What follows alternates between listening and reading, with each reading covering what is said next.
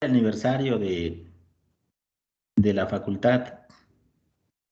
Entonces, si entramos a la página, aquí vienen los 65 años de la Facultad de Ciencias de la UASLP, ¿sale? En este caso va a ser conmemoración del centenario del nacimiento del doctor Gustavo del Castillo y Gama. Y aquí vienen pues, los diferentes pues, programas educativos, ¿no? que dan soporte a nuestra facultad. Y aquí viene biomédica. Como parte de biomédica, el miércoles se va a tener una plática. A ver, déjenme checar. Ahí está, miren, el 13 de octubre. En este caso es en el auditorio, imagínense, se va a transmitir también, tengo entendido que por YouTube.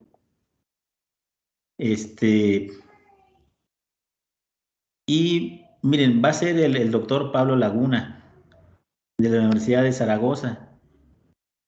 Eh, si ustedes recuerdan, el profesor Jesús también dio una plática muy similar, ¿no? Tratamiento de escenas biomédicas guiado por la fisiología, ¿no?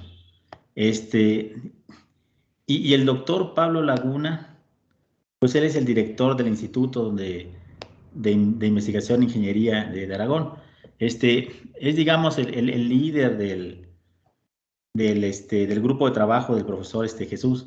El profesor Jesús es como yo, es un profesor joven, nuevo profesor. Y el profesor Pablo Laguna, pues ya es un investigador ya consolidado, ¿no? Entonces, sería interesante si pueden acudir adelante, ¿sale? Para ver también cómo presenta, ¿no? el tema. ¿Qué más?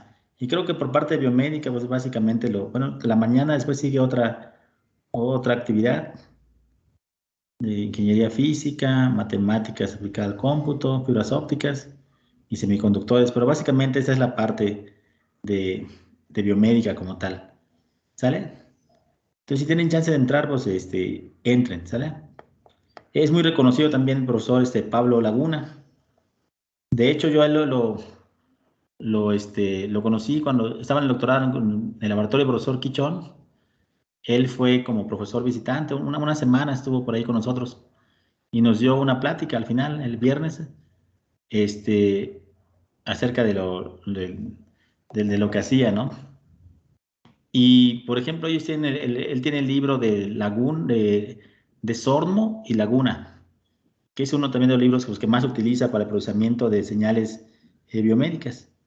Entonces, pues sí, es una persona que pues, digamos, cuando tiene algo que presentar, pues la comunidad, pues, voltea a ver qué es lo que están haciendo, ¿no? Entonces, invitarlos, ¿sale? Para que chequen esa parte.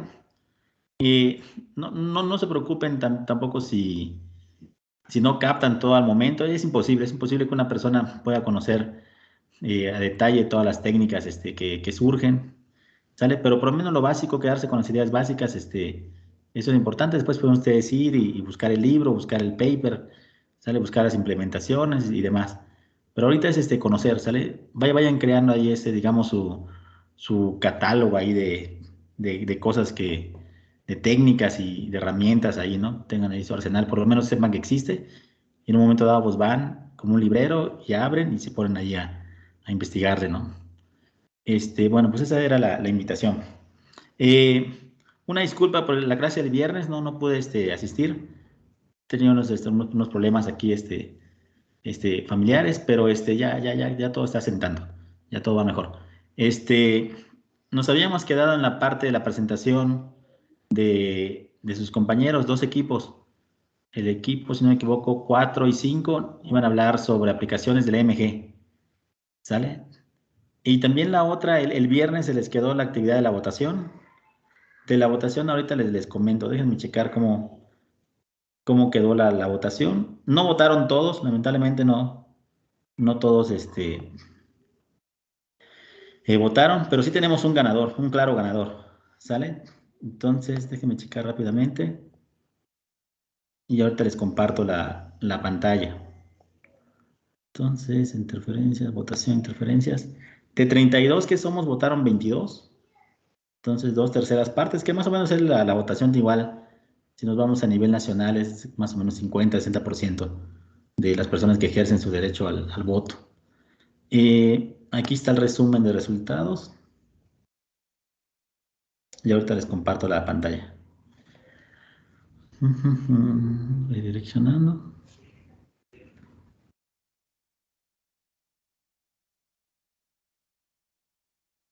Ahí está. Entonces, el ganador del equipo, bueno, el equipo ganador del punto extra en el primer parcial, ¿sale? Pues es el equipo número, aquí está, el equipo número 4, ¿sale? Que se llevó 9 votos, ¿sale? Y de ahí le seguiría el equipo número 1 con 4 votos y el equipo número 7 está también con 4 votos, ¿sale? Entonces, felicidades al equipo número 4. ¿Quiénes son los integrantes del equipo 4? A ver. Nosotros. Carla, Aranza, Lázaro, si no me equivoco, ¿no? También. Y Diana. Y yo. Excelente. Aranza, Carla, ahí está. Bueno, excelente, chicas. Pues, y chicos, felicidades. Es un buen ejercicio siempre ese tipo de actividades. Yo me acuerdo, por ejemplo, a mí mi asesor cada año me metía a concursos de elevator pitch, como el que hubo ahorita, el de P3M, platicar en 3 minutos tu tesis y demás. Y cada año me metía, ¿no? Y hasta que ya al final llegué a las finales y todo, ¿no? De la facultad, gané la facultad, luego me fui a la universidad, pero sí, todo ese tipo de actividades que nos sacan de nuestra zona de confort, que tenemos que hacer otras cosas, totalmente diferentes, pues siempre son de provecho, ¿no? Yo me acuerdo, y al final, por ejemplo, eh, ya mi profesor ya no checaba mis presentaciones, ¿no? Cuando iba yo al congreso, ya no checaba, revisaba luego mis compañeros, más que tenían menos tiempo en el laboratorio y los demás, y ya la mía de plano ya confiaba, ¿no? Ya me decía, ya estuve la tuya, ya sé que ya presentas bien. Entonces, ese tipo de cosas, está interesante. Irlas trabajando, son las habilidades blandas que llaman, ¿no? Las soft skills, ¿no? Bueno, pues entonces, enhorabuena. Y ahora sí, vamos a pasar a las presentaciones de los equipos 4 y 5. ¿Sale? Entonces ya tenemos a alguien ahí del equipo 4 que nos va a presentar. Sí, profesor, deje que comparto mi pantalla. Dale, adelante, voy a dejar de compartir la mía. Ahí está.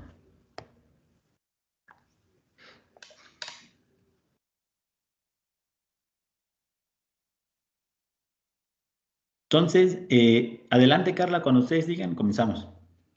Bueno, voy a presentar yo, profe. Perdón, adelante, Aranza.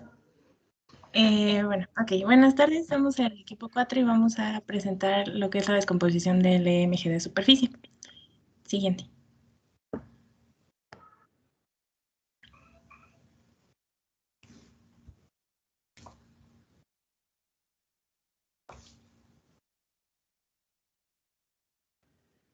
Sí, la siguiente.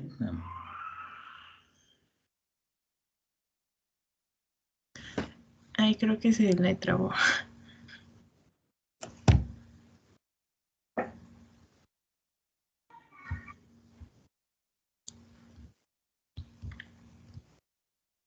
¿Ya se cambió?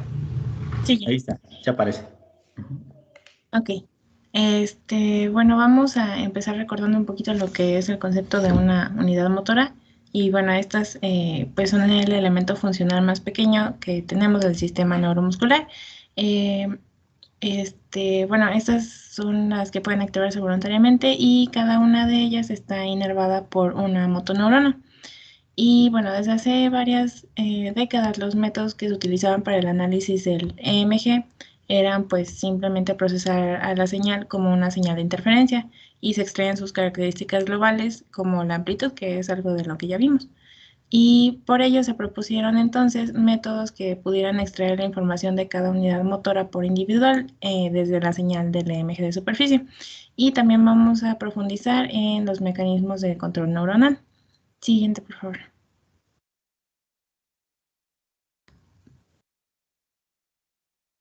Ok, y bueno, ¿pero qué es una MG de superficie? Este constituye de una manera simple, no invasiva y específica para evaluar la activación de los músculos superficiales. La información que extraemos de un MG normalmente se asocia a la amplitud o a la potencia de la señal. Y bueno, los métodos para poder estimar esta amplitud básicamente se basan en análisis de picos, teoría fractal, potencia espectral y entre otros.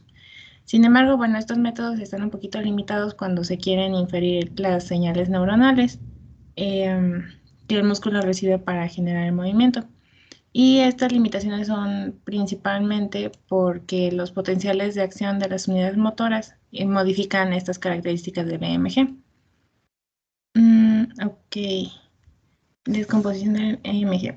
Aunque ya se habían realizado pues varios estudios al respecto, ninguno proponía una descomposición completa del EMG. Sin embargo, bueno, se vio un avance en cuanto a esto cuando se introdujo la extracción de las características de lo que se llama ruido coloreado para identificar las distintas fuentes, que cuando estas fuentes son sumadas, se puede explicar por completo la generación de la señal de EMG. Y bueno, este análisis nos proporciona un medio no invasivo que evalúa la salida de los circuitos de la médula espinal. Siguiente, por favor.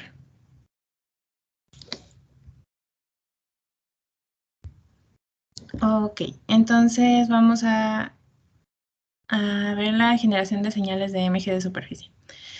Bueno, primero está de que cada músculo está inervado por varias neuronas motoras, que estas son las que nos provocan la contracción muscular. Y entonces el potencial de acción se conduce desde el axón de la neurona motora, alcanza la unión neuromuscular y se genera un potencial de acción en cada fibra muscular. Y como ya dije, la suma entonces de todos estos potenciales resulta en un potencial compuesto y a este le vamos a llamar MUAP por sus siglas.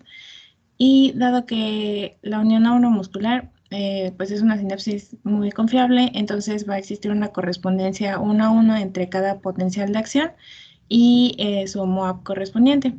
Y también hay que mencionar que las unidades musculares actúan como amplificadores biológicos de la actividad neuronal. Siguiente. Bueno, aquí en la imagen se muestra más o menos cómo se vería la composición y la descomposición de la señal de EMG. Para la composición tenemos que las neuronas motoras de la médula espinal nos proporcionan el impulso neural para la activación de las fibras musculares y bueno, este EMG se origina como la suma de todos los trenes de Moore. Y por otro lado, su descomposición. Esta sería la derivación matemática de los trenes de Morse a partir de las señales de interferencia. Siguiente.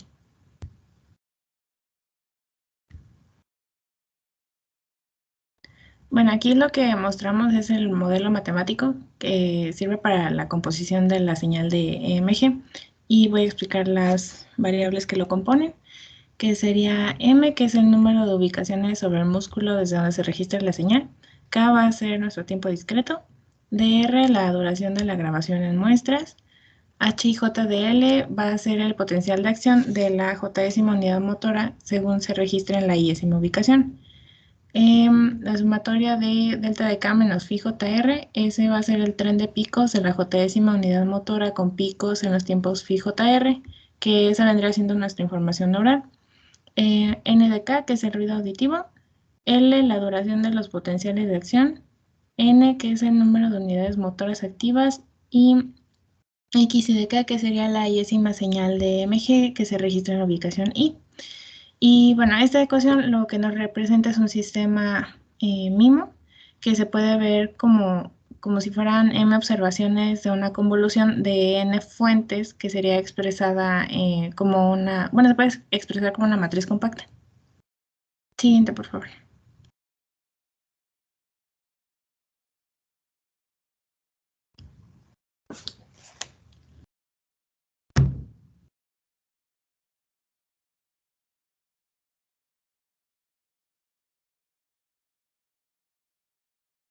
Ok, bueno, este es el modelo de datos convolutivos de las señales de MG de superficie, perdón. Son dos imagencitas. En la imagen de arriba lo que podemos ver es que las neuronas motoras conducen la actividad eléctrica. tanto de las fibras musculares como de las unidades motoras. Esto lo hacen de manera espaciada y pues esa información es amplificada. En la imagen de abajo, en la imagen B, se modela la actividad de las motoneuronas mediante lo que se llaman series de funciones delta discretas que representan los tiempos de descarga S. Y bueno, las unidades motoras convolucionan estas series de deltas con los MUAPs. Siguiente, por favor.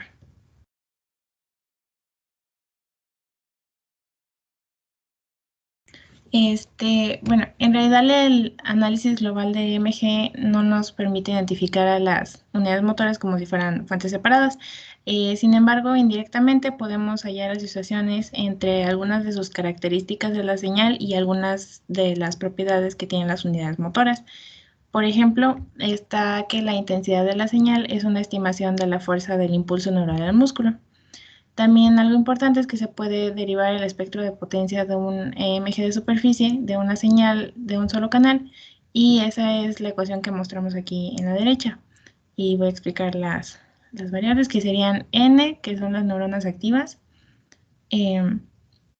GSJSI, que sería el espectro de potencia del tren de la unidad motora JTH, el valor absoluto de HJDF al cuadrado. Ese vendría siendo el cuadrado de la magnitud de la transformada de Fourier del potencial de acción de la unidad motora JTH. Y esta derivación lo que asume es que todas las fuentes son no correlacionadas. Siguiente.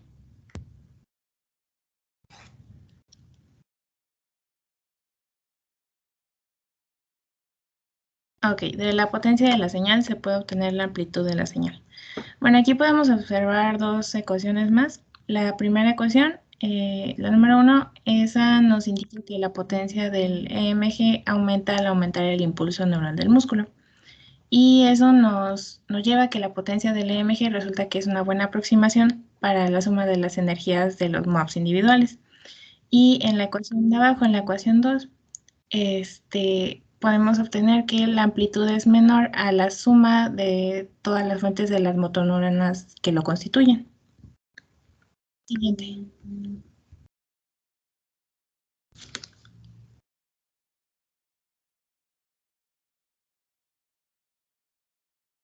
Ok. En esta figura gráfica lo que mostramos es la excitación estimada del músculo cuando se ejecutan simulaciones que tienen los mismos tiempos de descarga en todas las unidades motoras activas. Esto es que tienen la misma excitación neural, pero se va variando la ubicación de las unidades motoras en el tejido muscular. Y aquí lo que nos dice es que el nivel de excitación fue del 70% del máximo, y con esto su nivel de amplitud estimado va a variar entre 60 a 90% de ese máximo. Y bueno, esa variabilidad se debe sobre todo a la diferente distribución de potenciales de acción.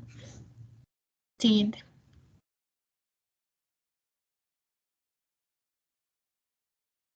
Ok, aumentar la selectividad, el filtrado espacial. Bueno, esta idea viene desde los primeros intentos que se hicieron para identificar las unidades motoras por individual, y su intención es que al incrementar la selectividad espacial de las grabaciones tendría que decrecer el número de unidades motoras que constituyen a cada punto de la grabación. Entonces, si tuviéramos un número suficientemente pequeño de unidades, podríamos lograr identificar cada una directamente. Y esto se puede hacer mediante lo que se llama el filtrado espacial, pero pasa alta. Pero bueno, entonces, ¿cómo se realiza el filtrado espacial? Este se realiza mediante derivar la suma de las señales registradas por los electrodos en diferentes lugares sobre la superficie de la piel. Siguiente.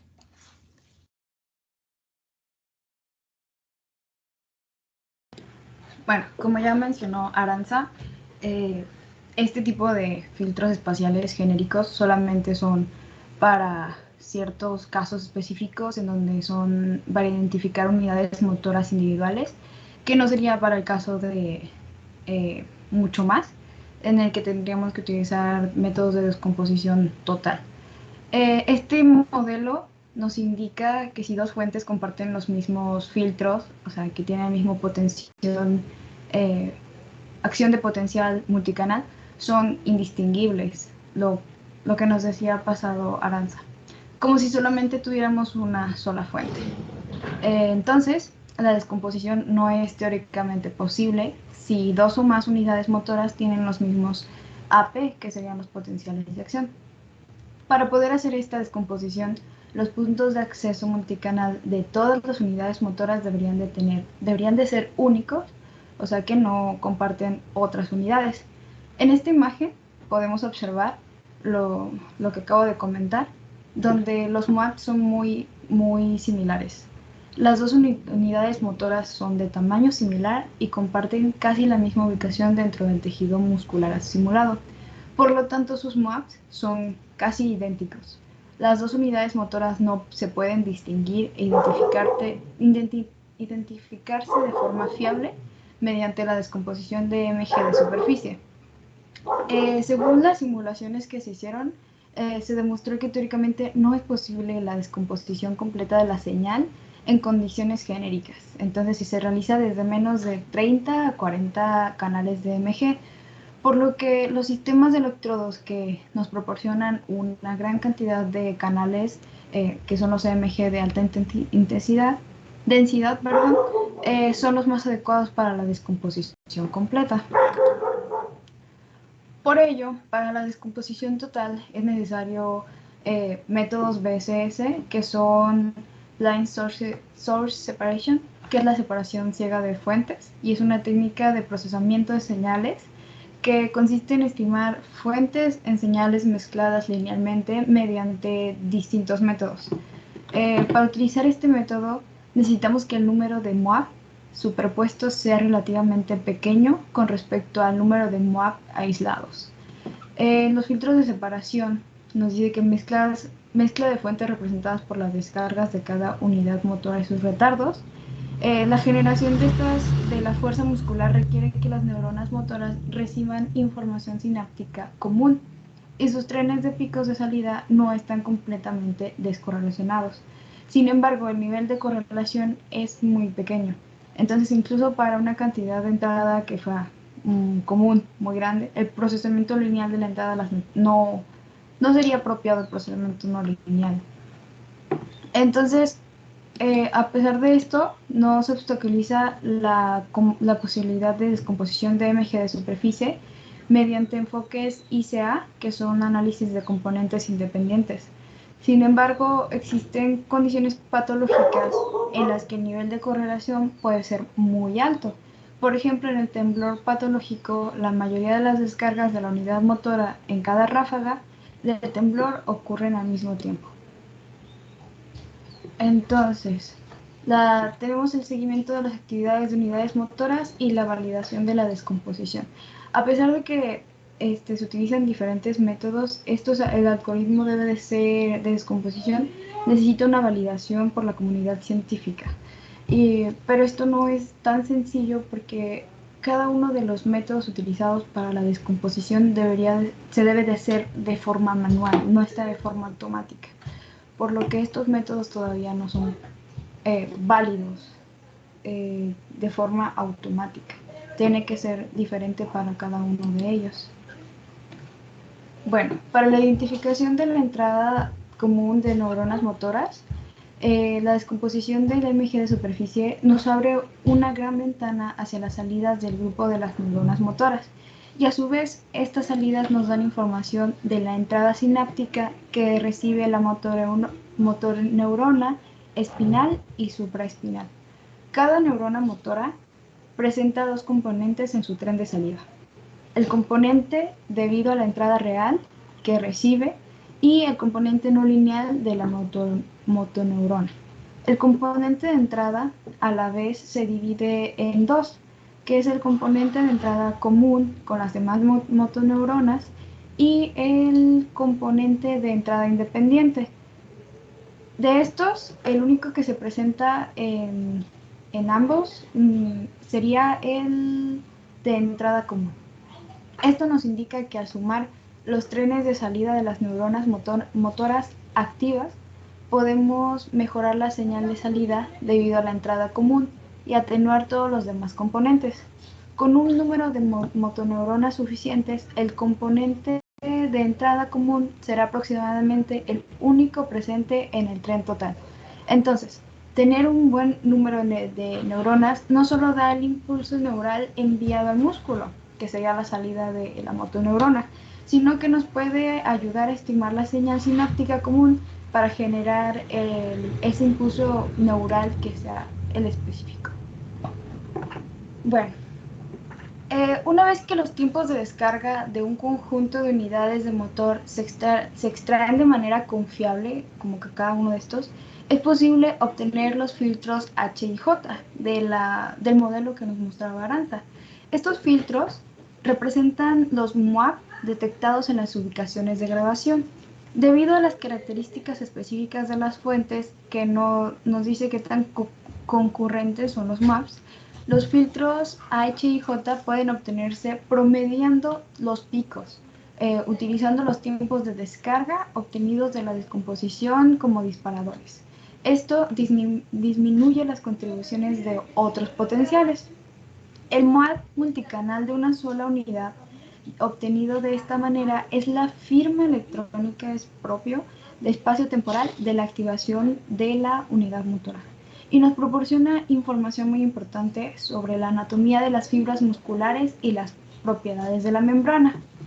Por ejemplo, en esta imagen podemos observar ejemplos de MUAP individuales multicanal y las principales características anatómicas de fibras musculares que pueden identificarse directamente a partir de estos potenciales.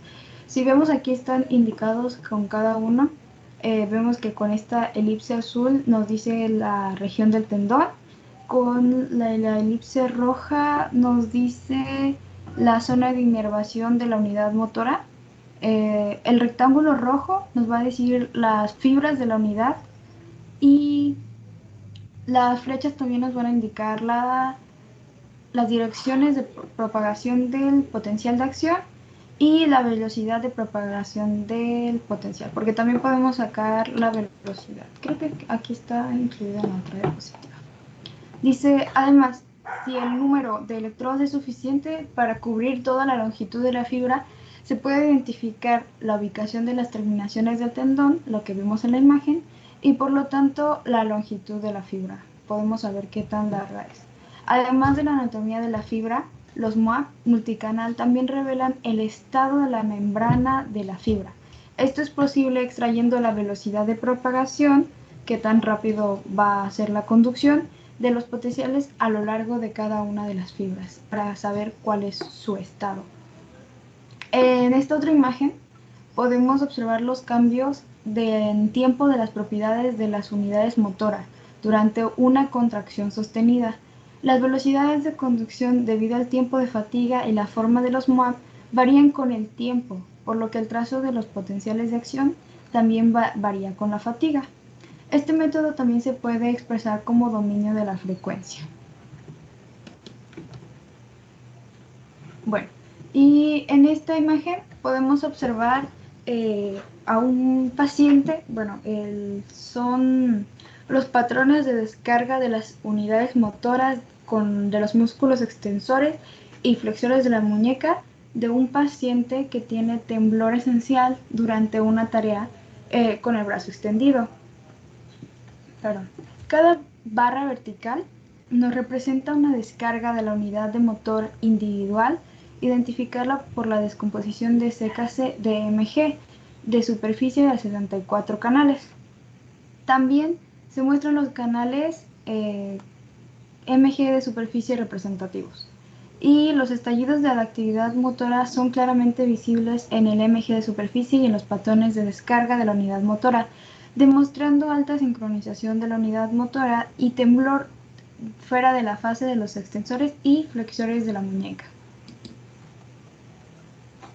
Bueno, la descomposición superficial de MG ha proporcionado recientemente la base para el estudio de condiciones patológicas, para los cuales los métodos invasivos para el análisis de unidades motoras no son bien tolerados, porque pueden causar dolor, pueden causar fatiga, aparte que deben de ser por una persona que sea especializada. Estos causan mucho dolor, aparte de que se recomiendan que debe ser cada año, cada cierto tiempo para que el paciente pueda recuperarse y pues no se puede ver cuán relevantes han sido como los medicamentos o lo que se utiliza para ver si va como que mejorando el paciente. Un ejemplo relevante es la investigación del temblor patológico. Recientemente, el temblor esencial y el temblor de la enfermedad de Parkinson se han caracterizado a nivel de unidad motora individual con descomposición MG de superficie.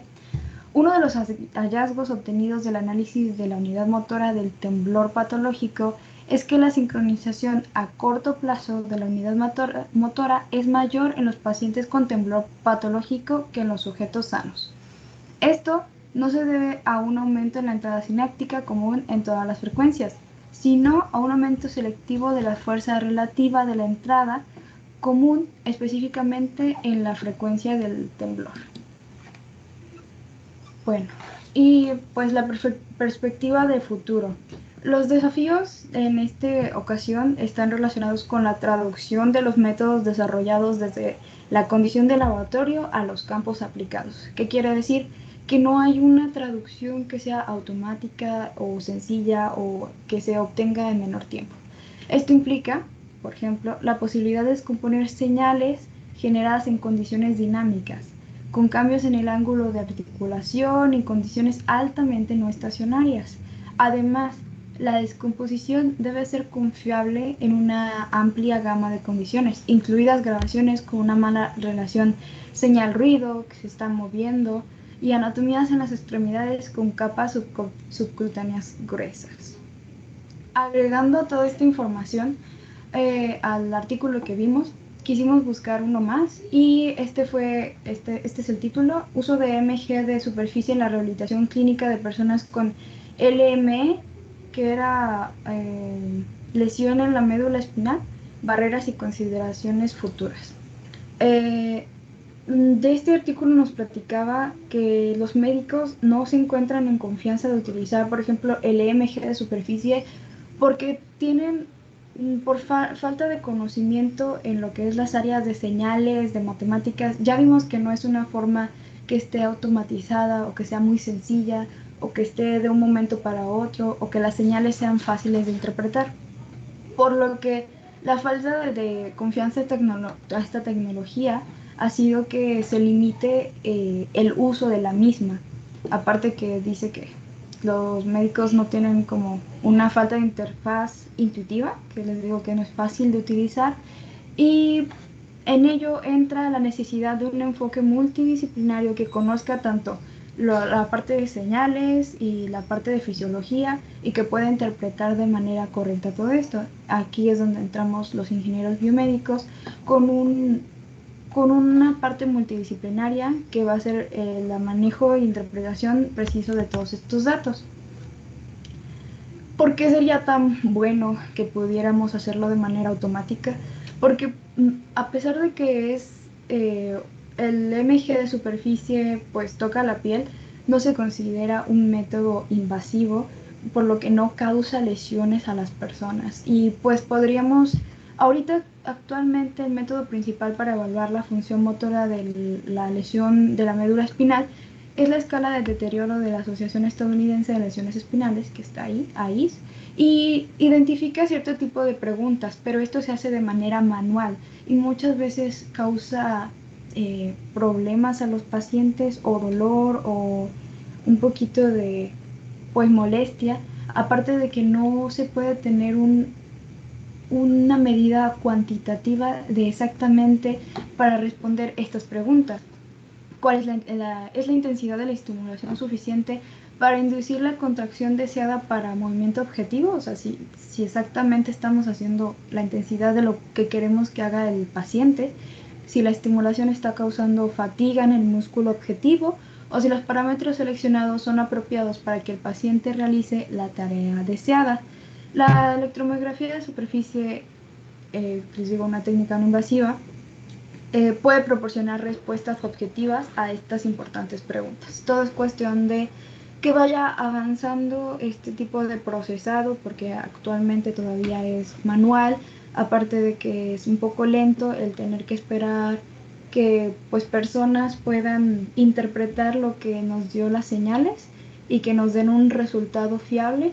Entonces ahí entramos, les digo, nosotros que conocemos el procesamiento de señales, que conocemos acerca de esta nueva tecnología y que podemos interpretar de una manera correcta todo este tipo de señales para que nos ayuden a dar resultados fiables, para que ayuden a los pacientes y a los médicos a avanzar en lo que son las diferentes patologías. Entonces, fue mucha información, pero espero que hayan entendido por lo menos un poco. Muchas gracias por su atención. Y si tienen dudas, preguntas. ¿Algún comentario para sus compañeras?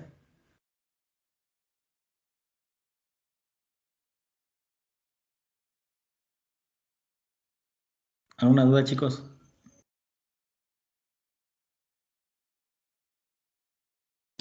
Bueno, entre cosas que quiero como comentar nada más, agregando, cuando estaba como platicando con mi mamá, con mi familia, acerca del tema, salió que a mi papá le habían hecho un estudio así de electromiografía, pero invasiva, y pues sí recuerdo que es muy doloroso y la verdad sería una gran oportunidad que el de superficie pudiera aplicarse a investigación clínica, porque solamente se aplica investigación de metodología. Pero Sí. el invasivo sí es muy doloroso y pues afecta mucho a los pacientes. Sí, la idea, como tú mencionas, Carla, es que pues ahora vayan permeando más este tipo de aplicaciones no invasivas de superficie, en la cual pues, las técnicas de procesamiento pues cada día son más robustas, pero también por el otro lado son más sofisticadas. Recuerden, en general, en la tecnología, pues siempre en todos los aspectos tenemos dos, digamos, dos filos de la misma hoja, ¿no? No me acuerdo cómo se llama, la navaja de Occam, no me acuerdo cómo se llama, la espada de Damocles, siempre confundo esas dos que se aplican, ¿no? Eh, si tú tienes dos modelos, ¿no? Dos modelos, y generalmente pues uno opta o debería optar por el más sencillo, ¿no? Que explique lo mismo. Pero en ocasiones pues no contamos con esos modelos simples, ¿no? O más sencillos, tenemos que optar por uno más complicado.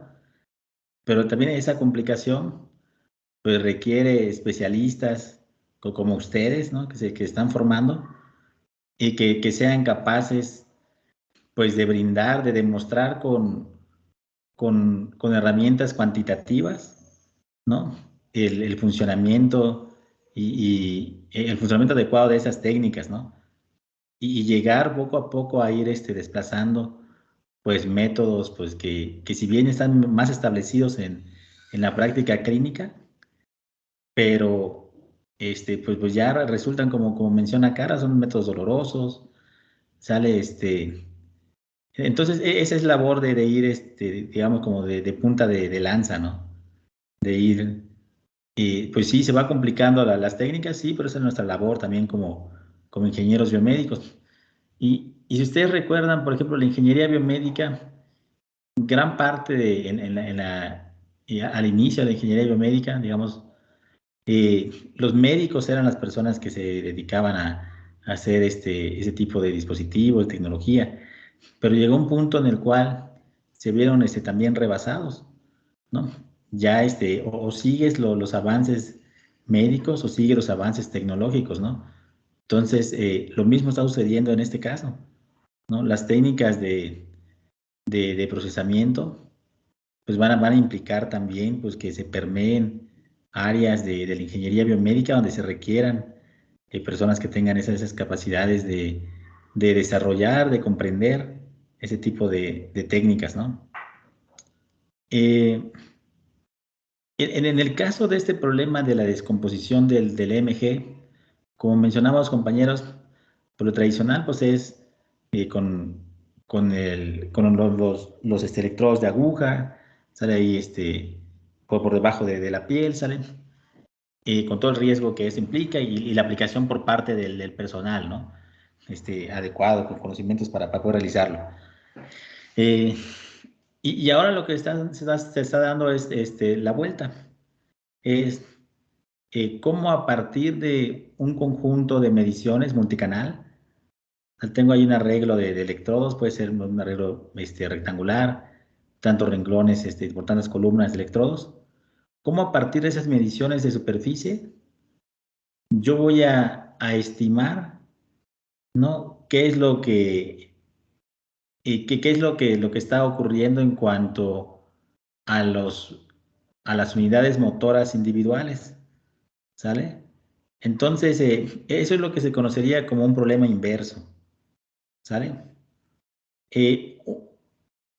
Otro tipo de problema inverso muy común es, imaginen, por ejemplo, tienen ustedes un arreglo de micrófonos alrededor del tórax.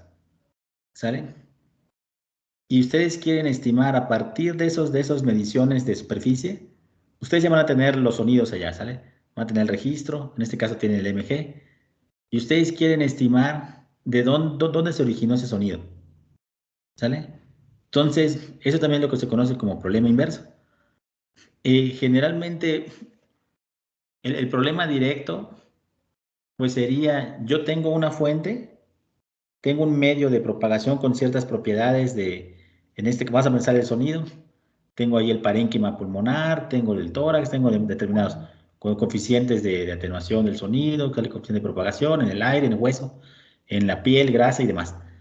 Entonces, a partir de eso, si yo conociera pues cuáles son esas propiedades y conozco dónde está el lugar de ubicación de cada una de esas fuentes, vamos a imaginar, por ejemplo, una válvula cardíaca, ¿sale? Pues yo podría estimar en un momento dado cómo va a ser el sonido que está en la superficie. Eso sería el problema directo. El problema inverso es, ok, vámonos al revés. Yo tengo las mediciones, ¿sale? Voy a proponer cómo es, a partir de estudios, se ve cómo se puede modelar todo ese medio, el parénquima, por ejemplo, y de dónde vienen las fuentes, ¿sale? ¿Dónde surgió? ¿Sale? Entonces, para ello, como mencionan los compañeros, pues se requieren por registros multicanales. ¿Por qué? Porque toman información de ahí, también utilizan mucho la redundancia de la información, ¿sale? Y a partir de ahí empiezan a ver de esa información que me llegó con todos los micrófonos, con determinados retardos también, ¿sale? Igual en el MG tenemos ahí un retardo, es el tiempo de que se origina hasta que llega, y el filtrado pasabajas también que aplica el mismo cuerpo, ¿sale? Entonces, a partir de toda esa información, empieza a descomponer, pues, qué información de ahí es independiente, ¿sale? Que es el análisis de componentes independientes. Otro análogo a eso es el que se conoce como el problema de la fiesta del cóctel, ¿sale? El cocktail party problem. Entonces, en ese caso, imaginen que van ustedes a una fiesta, ¿sale? Y ustedes quieren identificar, en una fiesta pues van a haber varias personas hablando, hay música, ¿sale? Y ustedes quieren identificar, pues eso, quieren identificar la fuente de esos sonidos. Y también, por ejemplo, el número de fuentes, se puede complicar bastante ese problema. Entonces, más o menos eso sería lo que están aplicando en este caso. Entonces, hay una de las técnicas que se utiliza mucho es ICA, o el análisis de componentes independientes, ¿sale? ¿Qué más? También resulta útil la parte del filtrado espacial, ¿sale? Entonces, por ahí nosotros hemos trabajado bueno, trabajamos en análisis de sistemas con filtros en una sola, digamos, con señales que son unidimensionales, ¿sale? Donde la variable independiente era el tiempo. Pero existen otro tipo de filtros, por ejemplo, en dos dominios. Imaginen, por ejemplo, una imagen. En el caso de la imagen, ustedes pudieran aplicar, por ejemplo, un filtro en una dirección. Pueden filtrar, por ejemplo, agarran mi imagen y filtro en esta dirección, ¿sale? Mi filtro sobre los renglones, ¿sale? Y yo podría aplicar una derivada y me resaltaría los bordes que hay, que son los bordes verticales. A moverme en esta dirección, tomo la derivada de este píxel con este de acá. Aquí vean que este es de fondo, la derivada es casi 0, 0, 0, 0, es muy parecido. Llego acá, mi cabello contra se hace un pico, ¿sale? Entonces ahí empiezo a detectar los bordes. Eso lo puedo aplicar a una dirección, lo puedo aplicar también hasta hacia abajo, puedo detectar bordes horizontales, verticales, pero también se pueden diseñar filtros que filtren, por ejemplo, hay uno que se llama la derivada de la gaussiana, derivative of Gaussian. Esa se utiliza mucho, ¿por qué? Porque se conoce que la visión, incluso la visión humana, pareciera aplicar ese tipo de filtros. Entonces ahí se aplican filtros con determinada morfología. Imagínense ahora en un filtro donde tenemos centrado el origen, más o menos acá, ¿sale? Aquí la baja intensidad de los píxeles y hacia afuera se van abriendo. Bajas frecuencias del centro y se van abriendo hacia allá, en escala vertical, horizontal, ¿sale? Renglones y columnas. Entonces ahí podemos tener, por ejemplo, imagínense un sombrero, eso funcionaría como un filtro pasabajas. Entonces eso se empieza pues, a filtrar la señal. Y se aplican también las técnicas que ustedes ya conocen. Pueden ustedes filtrar en el dominio del tiempo. ¿Cómo filtrarían? Utilizando una convolución. Entonces de ese filtro que ustedes diseñan, tienen lo que se conoce como una máscara. Entonces van filtrando ahí, van moviendo esa máscara a lo largo de su imagen y van filtrando. Esa sería una opción, la convolución. Sin embargo, convolución en un dominio, en este caso, el dominio de la señal, de la imagen, píxeles, renglones y columnas, lo puedo realizar en otro dominio de la frecuencia. Entonces ahí yo puedo agarrar la transformada de Fourier de la imagen en 2 dimensiones, agarro la transformada de Fourier de mi filtro, ¿sale? Las multiplico y luego le saco la inversa y regreso a la imagen, ¿sale? Entonces ahí ese también serían filtros en 2 dimensiones y así como hay ese, si me da chance al final del curso les hablo un poquito acerca de ese tipo de cosas, de procesamientos en otras dimensiones. Y lo mismo en este caso. Tienen ustedes el arreglo de electrodos, ¿sale? Y ustedes quieren resaltar esa información pues única en cada uno de los canales, ¿sale? Aplicaciones de esto, pues hay muchísimas, ¿sale? Entonces por ahí, por ejemplo, Carla al final hablaba de un cuestionario para lesiones en la médula espinal, si no me equivoco. Esa también es parte de lo que se busca con el procesamiento de señales, ¿no? Y de imágenes en general. Procesamiento de señales e imágenes biomédicas. El tratar de brindar herramientas cuantitativas, ¿sale? Por ejemplo, ahorita con una de sus compañeras, con Kelly, de la maestría, estamos trabajando en ver si es posible cuantificar el estrés, por lo menos el estrés que recibe o que percibe, o que reporta una persona, ¿no? Entonces ahí una de las formas es utilizando una escala visual analógica, donde le preguntas al usuario, por ejemplo, del 0 al 10, qué tan estresado está, ¿no? Eh, Sin embargo, pues la idea es pues tratar de ver si es posible pues brindar herramientas cuantitativas para pues cuantificar, para dar niveles de ese de estrés, ¿no? Entonces, lo mismo con lo que presentaba Carla. Ahí se tienen varios cuestionarios, se le hacen a la persona, pero ahora la idea es, a partir de las señales de EMG, ¿es posible que yo pueda brindar esa información? ¿Y por qué resulta relevante? Uno pensaría, bueno, yo como adulto pues puedo resolver objetivamente ese cuestionario. Ahora, imagínense ahora con niños. ¿Sale? Lleven este caso en niños que no participan. Por ejemplo, yo hoy tuve que llevar a mi hijo al médico y pues el papá es el intérprete, ¿no? Ahí del niño, ¿no? Lo que más o menos lo que te va diciendo es lo que le vas transmitiendo al doctor. Y ahora imagínense en casos, pues niños generalmente que tienen lesiones, pues van a tener otro tipo de problemas, ¿no? ¿Sale? De audición, pueden tener problemas para, no sé, para pronunciar bien las palabras, para comunicarse adecuadamente. Entonces se complica el problema, ¿sale? Eh, Más adelante vamos a tener vamos a ver potenciales evocados y les voy a traer una investigadora de la UAM, una maestra en ciencias, ya está a punto de graduarse del doctorado, que les va a hablar sobre algo similar. Nada más que en el caso de ella es para implantes auditivos implantes cocleares, donde ahí también lo que se tiene es el cuestionario. Pues se le coloca el implante ahí de determinada forma y se va evaluando, por ejemplo, 6 meses y demás, cómo es que escuchan determinadas frecuencias y todo eso, pero son por cuestionarios. Entonces, imagínense ahora un niño que en su vida ha escuchado los sonidos. Imagínense ahora, pues ponerlo a que colabore para poder pues ajustar adecuadamente el implante, ¿no? Entonces, por ahí se buscan técnicas que también permitan, pues, obtener señales, por lo menos remanentes ahí de esa actividad, y a partir de ahí se extrae información, ¿no? Entonces, pues está bastante interesante todo esto de acá.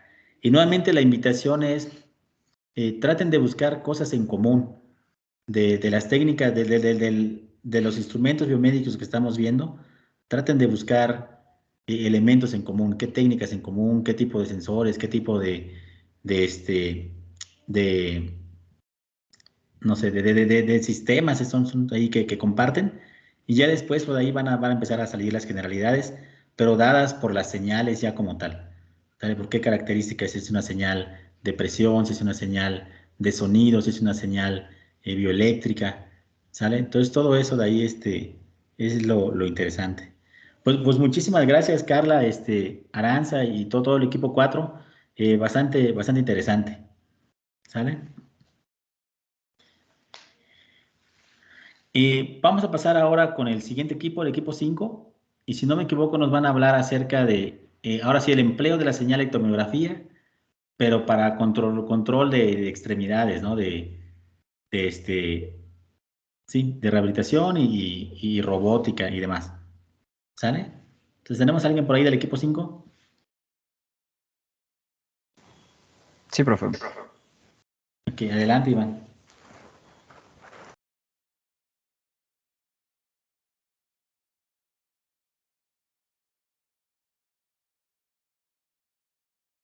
¿Ya se ve la pantalla? Ya se ve. Ahí está. Va. Buenas tardes, compañeros. Saben, una de las cosas más interesantes de la ingeniería biomédica es que allá afuera en el mundo nos relacionan demasiado con las prótesis. Sin embargo, pues, como saben, no es algo que veamos desde que entramos a la carrera. De hecho, fue bastante de mi agrado ver este tema cuando vi el artículo que nos tocaba exponer. Y también al leerlo, pues descubrí por qué no es que nos ponen este tipo de temas al principio de la carrera. Pero lo vamos a ir viendo poco a poco. Entonces, sin más, veamos qué tiene esto de las prótesis de mano y específicamente las que se controlan mioeléctricamente. Dale la siguiente, por favor. Entonces, ha habido diferentes tipos de prótesis de mano que van desde prótesis impulsadas por el cuerpo, que son como la que ven en la imagen izquierda, hasta otro tipo de prótesis que ya son mucho más avanzadas y que están basadas en interfaces neuronales, por ejemplo, como la de la imagen derecha. De hecho, la de la imagen izquierda es de un alumno de diseño industrial de aquí de la Autónoma de San Luis, que ganó el Premio Nacional de Diseño en el 2017. El objetivo de este alumno, de esta persona, inicialmente era crear una prótesis de mano que pudiera realizar todas las actividades de una mano humana, ¿no? Suplirlas completamente. Sin embargo, en el proceso en el que la estaba fabricando, diseñando, se dio cuenta que era muy complicado, ¿no? Es bastante difícil suplir todas las actividades de un humano. Entonces, lo que decidió fue mantenerla sencilla, crear un aspecto bonito, que sea visiblemente bonita, y que realizara funciones básicas, como por ejemplo los movimientos de pinza gruesa. Entonces esto sí lo puede hacer dicha prótesis. En cambio, del lado derecho podemos ver una de las prótesis de mano que se consideraban como más avanzadas para el 2014, es de una empresa alemana. llamada Nebias. Se caracterizaba esta prótesis por su interfaz neuronal, ¿no?, con la que estaba basada. En los distintos artículos que hablan sobre este tipo de prótesis, presumen bastante que se podía controlar ya directamente la presión que se ejercía, por ejemplo, sobre un huevo sin romperlo, ¿no?, con los dedos de dicha prótesis. Entonces, a lo que quiero llegar con esto es que el diseño, y si, no solo hablando de la carrera, sino que, o sea, de la carrera de las prótesis, de biomédica, de todo, pues va a ser multidisciplinario, ¿no? Es lo que nos toca. Entonces, para crear este tipo de prótesis se requieren conocimientos desde fisiología, anatomía, electricidad, electrónica, como ustedes lo han visto y como lo hemos visto ya en las distintas materias, desde circuitos, desde biomecánica, ahorita que llevamos instrumentación. Y pues son muchas las materias, ¿no? Me quedaría corto al tratar de mencionarlas. Entonces, siguiente, por favor. En general, los dispositivos protésicos se pueden impulsar con tres tipos de principio. Por ejemplo, los que tienen mano izquierda son impulsados por el cuerpo.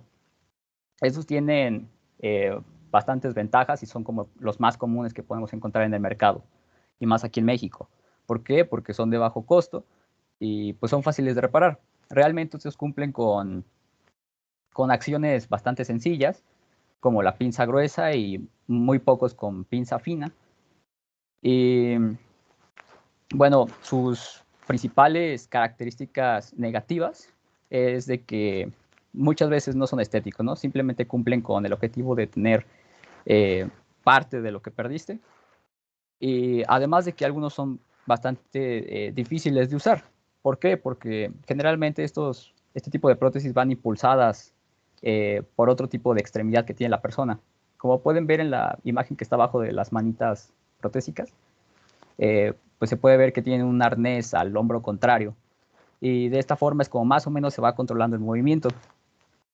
En la segunda imagen, la del medio, podemos ver las que son de tipo neumático, que representan otro tipo de características. Por ejemplo, estas te brindan una gran fuerza y rapidez a la hora de hacer los movimientos. Desventajas, pues, de que son dispositivos ya mucho más grandes y por supuesto que, como se puede ver en la tecnología que utilizan, pues son costosos y su reparación y mantenimiento pues también es dificultoso. En la tercera imagen, la de la derecha, podemos ver los que son accionados eléctricamente. Digamos que estos son los más interesantes a investigar en la actualidad, ya que generan una gran cantidad de ventajas a la hora de tanto de economizarlas como de investigarlas. Ahora, tiene distintas características positivas. Por ejemplo, ya no solo es la parte estética, ¿no?, que puede variar, puede ser demasiado variada, sino que también la funcionalidad. Esta también es increíblemente alta, la variabilidad que puede tener una prótesis accionada eléctricamente. Sí son más costosas que, por ejemplo, las impulsadas por el cuerpo, y al igual que pesadas y algunas, dependiendo de la tecnología, difíciles de reparar. A lo que quiero ir es de que pues la elección de el tipo de prótesis de estos tres que les menciono principalmente, pues se basa en los requisitos del usuario. Entonces, específicamente en esta última, tiene una característica fundamental, que aquí es donde se puede aplicar lo de las prótesis con señales mioeléctricas. Entonces, dale la siguiente, por favor. Entonces, simplemente para dejarlo claro, pues estas señales bioeléctricas se utilizan en las prótesis con el objetivo principal de identificar la intención del usuario. ¿Para qué? Porque si tú puedes cuantificar la intención del usuario y puedes realizar alguna acción con esta, pues vas a hacer mucho más específica la actividad que realice la prótesis contigo. Entonces, ese es uno de los objetivos principales de utilizar las señales mioeléctricas. Entonces, sus aplicaciones no van en solo construir prótesis, ¿verdad?, sino que las podemos ver en otro tipo de tecnología. Hay aparatos ortopédicos que las usan, los exoesqueletos, también para aumentar sus capacidades del usuario. En teleoperación con robot también es posible verlas, en dispositivos ápticos. No sé si recuerdan, bueno, los dispositivos ápticos son como que retroalimentan la fuerza, ¿no?, del sujeto en entornos virtuales o remotos. No sé si recuerdan en esos semestres que íbamos a la facultad, yo recuerdo un proyecto que estaba bastante padre. No me acuerdo si era de una persona de tesis de licenciatura o de maestría, pero era una plumita que la tomabas y en un entorno virtual pues podías sentir los relieves, ¿no? Este tipo son de dispositivos ápticos, bueno, también se ven involucradas aquí las señales mioeléctricas. Incluso la realidad virtual también las podemos encontrar. Entonces, no podríamos generalizar una forma en la que se utilizan las señales mioeléctricas dentro de las prótesis, ya que, como les comenté, en las prótesis basadas eléctricamente, pues son muchas las características en las cuales se puede enfocar el desarrollador para brindarle unas características específicas a la prótesis que pueda realizar. Entonces, da la siguiente, por favor. En la parte izquierda tenemos dos tipos de prótesis que parecen un poco más sencillas que las que tenemos a mano derecha. La de gancho y la de prensa pueden ser controladas eléctricamente también. Sin embargo, tienen características distintas. Por ejemplo, las de gancho pues tienen buena durabilidad y tienen un menor número de mantenimientos necesarios, ¿verdad? Al igual que su peso pues es menor que la de otro tipo de prótesis, por ejemplo, la de prensa. Y sus movimientos son impulsados por el cuerpo en la de gancho, por ejemplo. En cambio, los de prensa, pues sí crea otro tipo de posibilidades en los movimientos y son utilizadas más como para deportes, estas de prensas, ¿no? Por ejemplo, no sé, jugar golf o el escalado. Para el escalado también son bastante populares. Pero nos encontramos con otros dos tipos de prótesis que están más amplias en la diapositiva. Por ejemplo, las manos artificiales, que es uno de los grandes futuros de investigación en los cuales se están basando todo esto de señales mioeléctricas en prótesis por su increíble potencial, ¿no? Veámoslo así. Si se están haciendo distintos tipos de... Se está desarrollando distintos tipos de tecnología para poder controlar las prótesis, pues qué mejor que una mano artificial que se conecte con, uno, neuralmente, o dos, como lo vamos a ver, con señales mioeléctricas. Y por ejemplo, en este tipo de manos artificiales ya existía desde ese tiempo, ¿no? Pero se sigue perfeccionando un tipo de cirugía que se llama cirugía de reinervación muscular dirigida, que simplemente trata de conectar la mano mediante una restauración de los nervios y, por ejemplo, estos prótesis de mano, pues los nervios del brazo, para poder darle un mayor control. En la imagen de la derecha, la iLimp es una empresa es una marca de una de las empresas, ¿no?, alemana, que escribe hasta abajo, la Otto Bock. Y esta prótesis es popular porque se pueden controlar no solo el abrir y cerrar de la mano, ¿no?, el abrir y cerrar de una pinza gruesa o fina, sino que se pueden llegar a controlar las articulaciones de los dedos, de cada dedo. Entonces, imagínense la destreza que brinda este tipo de prótesis comparado con una de ganchos o con una de prensa. Dale la siguiente, por favor. Las anteriores imágenes, las últimas dos, estaban basadas principalmente en señales tanto neuronales como electromiográficas. Pero pues en el mercado existen bastantes en investigación. Por ejemplo, hasta la izquierda pueden ver la prótesis Michelangelo, que pues esta es popular simplemente por los movimientos también que son precisos de los dedos, de la mano, con 6 grados de libertad, y que pues es resistente al agua. En medio tenemos la prótesis V-Bionic, es de la misma empresa de la prótesis de iLimp, pero esta fue creada para reducir los costos, ¿no? Trataron de que la funcionalidad se conservara, pero disminuyendo los costos. Tiene un costo aproximado de $10,000. Entonces, igual sigue con las articulaciones y la destreza de cada dedo que se puede controlar. En la última, de la mano derecha, podemos ver una de las más avanzadas, esta no tanto en comercialización, sino más en investigación, que es la Cyberhand. que esta pues conecta electrodos de la prótesis a terminaciones nerviosas de la mano, con la operación que les dije, con la cirugía que les dije en la diapositiva anterior, por ejemplo. Y algo increíble de este tipo de prótesis es que pues se puede sentir la presión y la temperatura a la que se está sometiendo, ¿no? Entonces cada vez podemos ver que se está recuperando más las actividades cotidianas de un ser humano. Entonces, da la siguiente, por favor. Pero por supuesto, de cómo podemos llegar a hacer todo esto, cómo podríamos hacer movimientos tan exactos, tan solo con el control mioeléctrico. Pues por supuesto de que si llamamos control mioeléctrico, pues tenemos que leer señales electromiográficas, ¿verdad? Entonces nos encontramos aquí con dos puntos clave. Hay prótesis en el mercado que utilizan MGs de superficie y hay otros que utilizan MGs intramusculares. Ya lo había explicado Carla a grandes rasgos en la presentación pasada, pero aquí se los remarco un poquito más. Simplemente los MG de superficie, cuando se utilizan dentro de prótesis, pues ¿qué va a pasar? Estas señales no van a ser leídas desde una posición exacta, entonces la suma de todos estos potenciales pues va a limitar la identificación de las ubicaciones de donde fueron obtenidas. Entonces, posiblemente se van a tener 3 o 4 ubicaciones para adquirir las señales y esto se va a ver reflejado en los grados de movimiento que tenga la prótesis.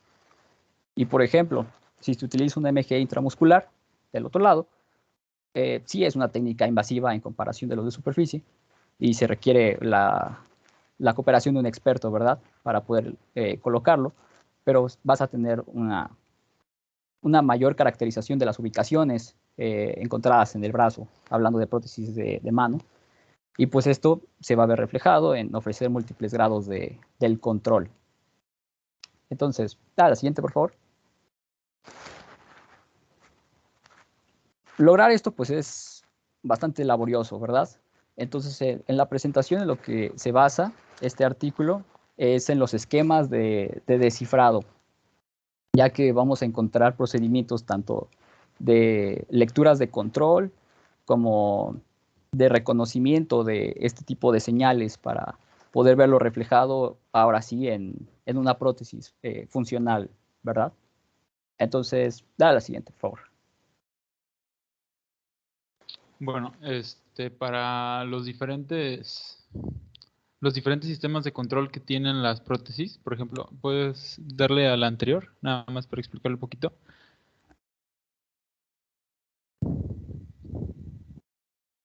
Ok, aquí pues hay diferentes esquemas de control. Hay, por ejemplo, todos los que mostramos. El más conocido, bueno, el más fácil de implementar sería el on-off, que sería apagado o encendido. Ahorita explicamos.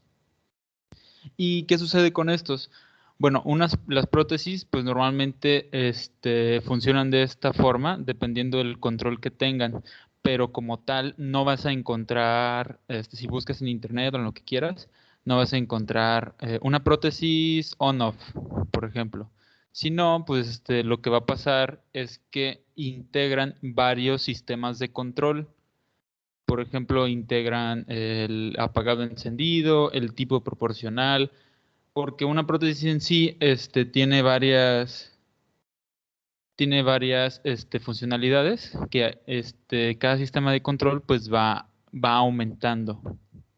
Por ejemplo, entonces, ¿por qué hay varios sistemas de control, no? ¿Por qué no nos vamos por el más caro o nos vamos por el mejor? Pues principalmente en los más básicos es como la rama de lo que constituyen los más complejos. Y aún así, pues a veces hay personas que pues solamente por su situación pueden acceder a sistemas de control o bueno, prótesis un poco menos, o sea, más simples, más fáciles o más baratas que los sistemas muy sofisticados. Por ejemplo, ¿le puedes dar a la siguiente?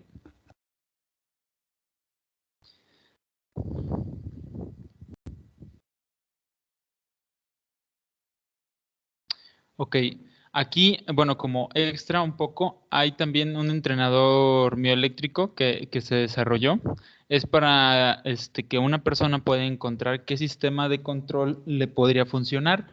O, por ejemplo, antes de que una persona que, por ejemplo, tiene un miembro amputado, le pueden decir, o un médico puede hacer su valoración y le puede decir, ok, vamos a darle esta prótesis, tiene este y funciona de esta forma, pero a veces no se está muy seguro de que la persona se puede adaptar, porque a veces por la edad o porque hay algunos músculos que se pueden fatigar mucho más fácil y no es tan fácil para la persona pues mover cosa que su músculo o que la señal puede detectar todos los MG en su caso.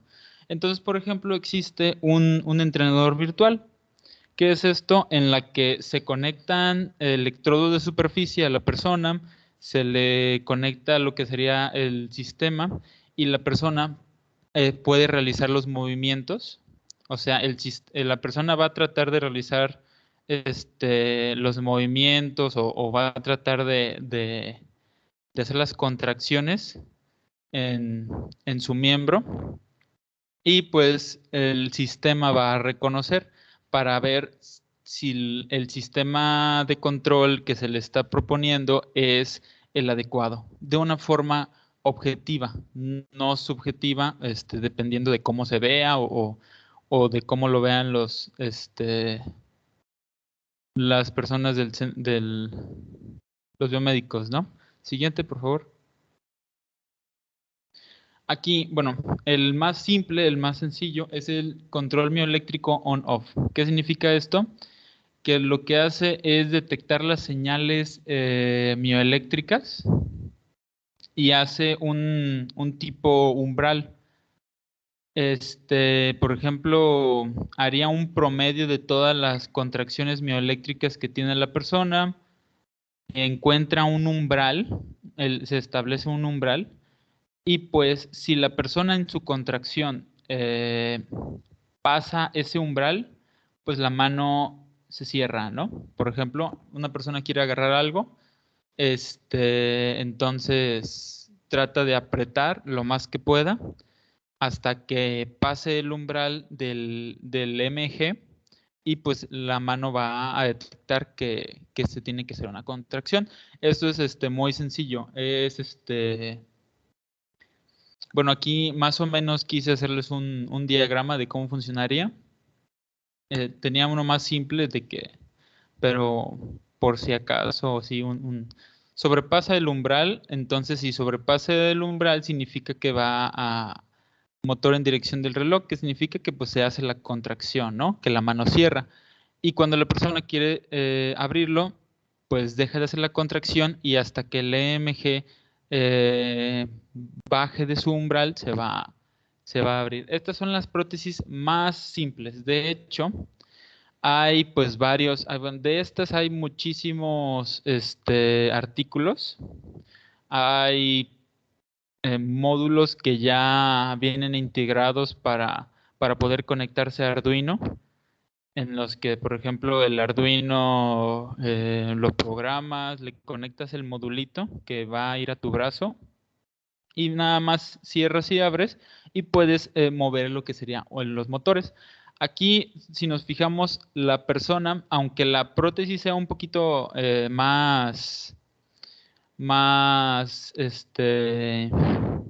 compleja, lo que realmente hace es un on-off, ¿verdad? O sea, revisa toda la mano. En total, solamente abre y cierra. Eso es independiente de cada dedo, no sé qué, pero ahorita en el control on-off es de que solo va a abrir y cerrar. Y pues estas prótesis son baratas, son lo más accesible que pueden encontrar en tipo de prótesis, ya que pues no mide no mide el tipo de contracción ni nada, solamente va a abrir y cerrar. Entonces, si ya nos vamos un poquito más complejo, le puedes dar a la siguiente. Aquí pues ya es un agarre proporcional que que aquí lo que hace es, dependiendo del voltaje suministrado a la prótesis, que sería con la contracción, ¿verdad? El controlador lo que hace es detectar qué tanto va a cerrar la mano o qué tanto va a abrir la mano. Entonces, por ejemplo, en un simple diagrama es que va a leer el EMG y mediante un controlador, pues va a hacer, va a decirle qué tanto va a abrir o cerrar. Estas ya son un poquito más complejas, un poquito más caras, pero aún así son accesibles, ya son muy vistas en el mercado. Y le puedes dar la siguiente. Ok, aquí ya es un control mioeléctrico directo. ¿Qué significa esto? Que ahora la persona puede mover cada dedo. Aquí, pues, si se dan cuenta, no es solamente modificar el control. O sea, el control mioeléctrico, ok, lo podemos hacer de esta forma y tal. Sino, pues también hay que modificar lo que sería la construcción de la mano y todo lo que tenga en la forma de los electrodos y todo. Entonces, en este caso, aquí se hace cada dedo por separado. Esta es una prótesis que es de Solid. Se imprime es impresa en 3D, ¿no? Cada dedo, pues, tiene tiene sus grados de libertad, cada dedo. Y lo que se hace es que el MG va a detectar lo que quiere el movimiento de cada dedo en sí. Entonces hay muchos grados de libertad y hay mucha facilidad. Además, que si se dan cuenta, esta también proporciona, esta también viene del control del sistema anterior, del que sería el proporcional, porque los dedos se pueden abrir o cerrar dependiendo del voltaje que se le suministre o la contracción. O sea que es cada prótesis, entre más compleja, pues va acarreando los sistemas de control anteriores que se han desarrollado. Siguiente, por favor.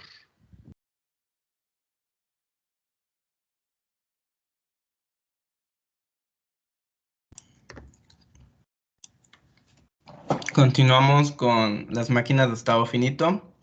Para esto primero hay que definir qué es una máquina de estado finito.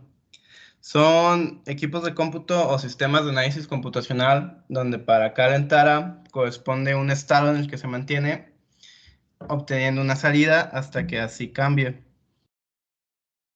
Por ejemplo, a pesar de que las prótesis que utilizan este tipo de tecnología son muy comunes, no siempre se encuentra tan fácilmente el modelo atrás de ellas. En este caso decidimos hacer uno propio, muy sencillo. Consiste en un sensor, el cual cuando recibe la señal de 1, cierra la mano y mientras ese estado no cambie, mientras no reciba ninguna otra señal, se va a mantener con la mano cerrada. Al momento en que deje de recibir la señal, va a abrir la mano. Si al principio no recibe nada, la mano estará abierta y seguirá en ese estado hasta que reciba algo. Obviamente este es un modelo muy sencillo que se puede extrapolar a 4, 5, a n entradas y así obtener n estados y n salidas. El modelo más común es el Mark IV de la compañía Manrod, que es el que se está viendo en pantalla.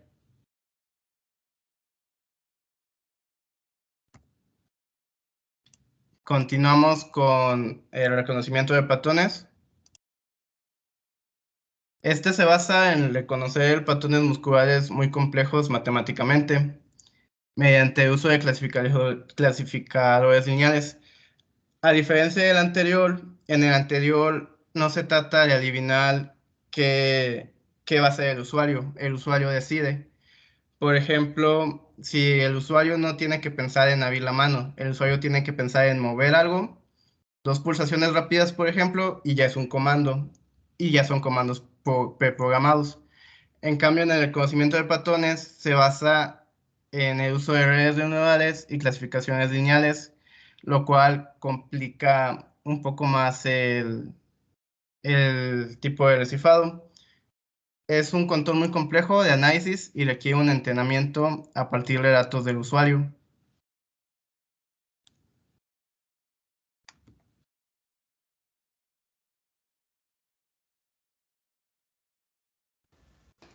Bien, ahora vamos a ver el control postural. Si nos vamos al artículo, el cual nos pasó el profesor, bien, lo primero que nos dice es que este control mioeléctrico mapea las señales de MG para controlar los parámetros de las componentes principales. Pero a grandes rasgos, solo leyendo ese párrafo, bueno, siguiendo ese pequeño párrafo no nos dice mucho. Así que, refiriéndonos al artículo, el cual pues hacen referencia en este artículo, ya podemos hablar más a detalle de eso. Pero bien, antes de eso vamos a platicarles sobre algo que es un problema muy común en el desarrollo de las prótesis por control mioeléctrico. Esto es, bueno, el problema como que principal es que tenemos un sistema MIMO. Tenemos múltiples entradas y queremos generar múltiples salidas. Debido a la naturaleza de estos sistemas MIMO, es que no se avanza mucho en materia de las prótesis. ¿Por qué? Porque hay una incapacidad de generar las salidas por la falta de entradas o no poder reconocerlas específicamente.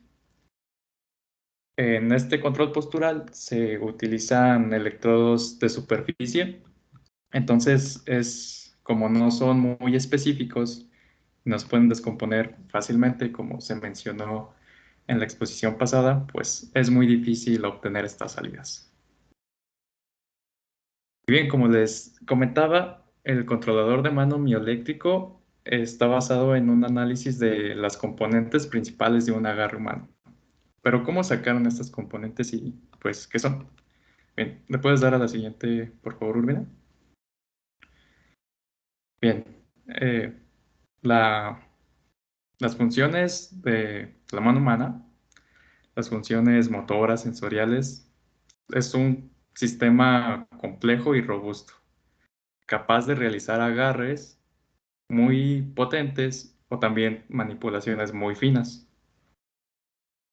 Pues la mano consiste de, creo que 18 articulaciones y una gran cantidad de músculos, creo que como 20, 30, no recuerdo muy bien.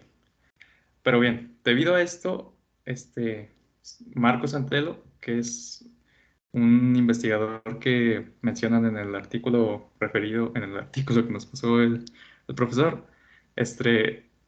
perdón, estudió los principales componentes de sujetos no amputados al agarrar objetos cotidianos. En este estudio concluyó que dos componentes principales describen más del 80% de la varianza en la postura de la mano al agarrar objetos cotidianos. La primer componente, o PC, describe la flexión de la articulación metacarpofalángica que cotidianamente nosotros vemos como los nudillos de la mano al cerrar el puño.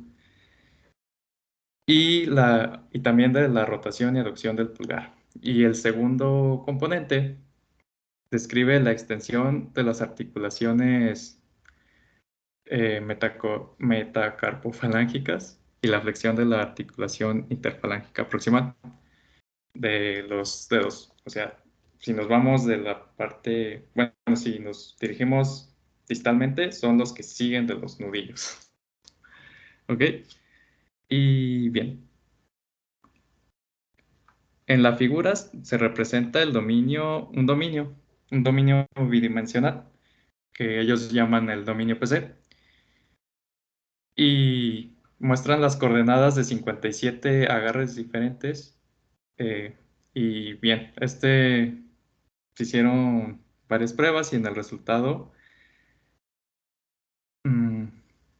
vieron como que los agarres más funcionales, por así decirlo.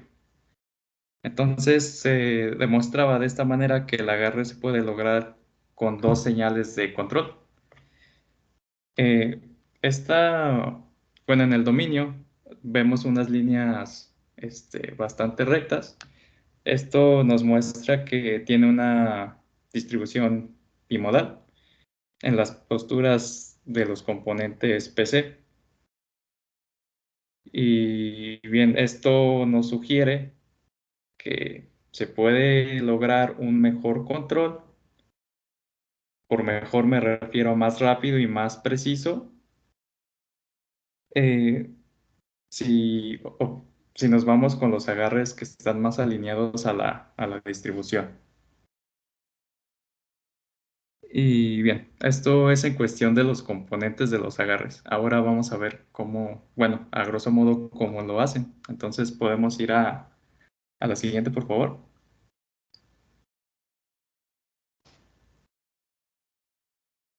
Bueno, esta diapositiva tiene un pequeño error. El muestreo, la primera línea debería ser a 1 kHz. Faltó ahí la H. Pero bien, en este diagrama bloques se muestra la arquitectura del controlador basado en los componentes principales del agarre humano que vimos anteriormente. Las señales de control del MG se procesan utilizando técnicas estándar, que es un muestreo a 1 kHz, se filtra de 30 a 450 Hz y también se hace un filtro de línea. Se rectifica, suaviza y se suaviza con un filtro de media móvil. Y bien, se prueban diferentes 4 mapas de dominio de PC, utilizando varias transformaciones de la señal de control de EMG en el dominio PC. Y bien, la salida de los mapas es una coordenada PC, o sea, tendríamos PC1 y PC2. Después, la transformada de ángulo de articulación convierte la coordenada PC en una matriz de 15 ángulos de articulación. Y este estudio se realizó en una mano virtual. Y bien, aquí se pueden visualizar 15 ángulos de articulación en tiempo real. Y esto sería, la información encontrada respecto al control postural. Ahora le puedes dar la siguiente, por favor. Bien, por último tenemos el control de regresión mioeléctrico. Esta estrategia, en el momento de que se realizó el artículo que nos proporcionó el profesor, era reciente. O sea, me parece que es del 2016, entonces este tipo de control ya tiene sus 6, 5 años, pues desarrollándose. Y bien, aquí no tenemos como que un artículo referido explícitamente a este, pero bien, encontré este de aquí, que pueden ver la cita en la parte inferior. El objetivo de este estudio, que se hizo en este artículo, es el evaluar la capacidad de los modelos de regresión lineal para decodificar patrones de activación muscular a partir de MG y para proporcionar control mioeléctrico simultáneo en un sistema de muñeca mano también virtual de 3 grados de libertad. Y bien, esto se comparó con otro tipo de control bastante convencional. Me parece que no lo hablamos aquí, pero se llama control paralelo de sitio doble. Y bien, ¿qué métodos se utilizaron? Se evaluó este método, el de regresión, en 8 sujetos sanos durante una tarea virtual de la ley de Fitts. Pero bueno, ¿qué es esta ley? Bueno, se refiere a cómo la velocidad y precisión del movimiento muscular, bueno, cómo va cambiando la velocidad y precisión del movimiento muscular de un humano para apuntar objetos o hacer diversos movimientos. Y bien, se realizaron estas tareas y se compararon los rendimientos de los sujetos utilizando el otro sistema de control. Los resultados arrojaron que los dos sistemas tienen pues, un rendimiento similar. Sin embargo, el método de regresión demostró un mejor rendimiento para objetivos que requerían el uso de 3 grados de libertad, mientras que los de control paralelo, el otro tipo de control, demostró un mejor rendimiento para los objetivos que requerían el uso de un solo grado de libertad. Y bien, concluían que el control mioeléctrico de regresión lineal, utilizando el EMG, proporciona una alternativa a este otro control convencional, el paralelo, para aquellas actividades que requirieran el uso de 3 grados de libertad. Y bien, ya solamente para concluir, podemos ir a la siguiente, por favor.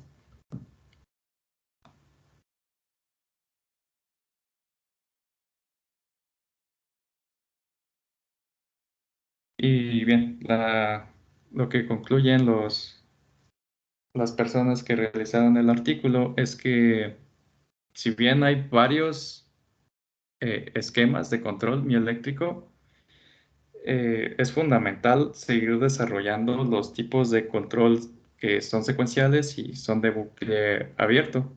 Seguirlos desarrollando, bueno, estudiándolos y sacar productos en base a estos, con base en estos, perdón.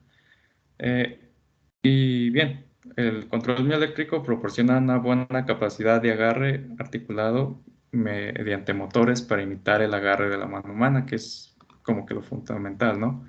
Obviamente sí, también queremos que sean estéticamente pues, aceptables, pero creo que la atención fundamental es el poder realizar las actividades que quisiéramos con una mano real. Y bien, el control de circuito cerrado con integración de motor sensorial es otra área de investigación. Esto nos daría pues el paso a tener controles retroalimentados y pues mejores, ¿no? Y sí, los investigadores están intentando hacer una retroalimentación del tipo táctil para cerrar el ciclo de control mioeléctrico. Bien, la siguiente diapositiva son nuestra bibliografía. Y bien, eso sería todo por nuestra parte. Espero que les haya claro. ¿Dudas, comentarios para los compañeros? Yo tengo una duda, profesor. Sí, adelante. Bueno, Iván mencionó que la prótesis de Vivaionic y iLimp creo que eran de la misma, parece que de la misma empresa. Entonces que se diferenciaban en que una era menos costosa y la otra un poquito más. Entonces mi duda es de que afecta el rendimiento si bajan los costos, ya sea, no sé, de materiales, funcionamiento o algo así. Ahí Sí. en realidad, a ver, Iván, sí, adelante, Iván. Bueno, yo solo iba a decir que al menos por lo que alcancé a leer de ese artículo, era que mencionaba lo de los materiales, que sí se mencionaba, por ejemplo, las características potenciales del aluminio con el acero inoxidable y con el titanio, ¿no? De que el titanio, pues, por ejemplo, son lo que utilizan más las prótesis de tipo de gancho, que es como para cargar pesos, ahora sí que muy, muy pesados, ¿no? En comparación de una de aluminio, que podría ser más estética y con movimientos más precisos.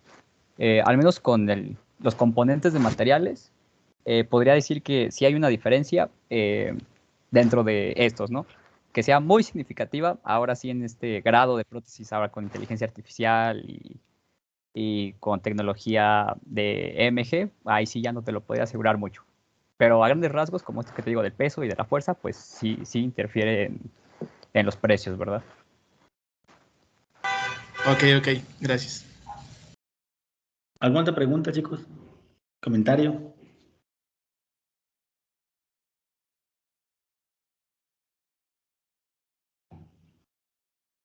¿No?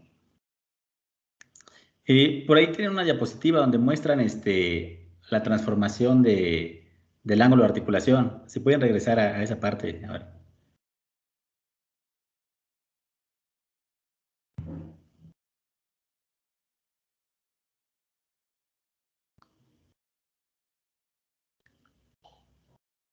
Más adelante, más adelante.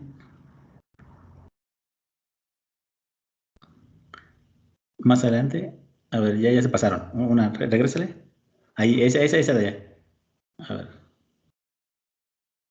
La que sigue. La 17. Ahí está. Miren, eso es lo que hemos platicado, ¿no?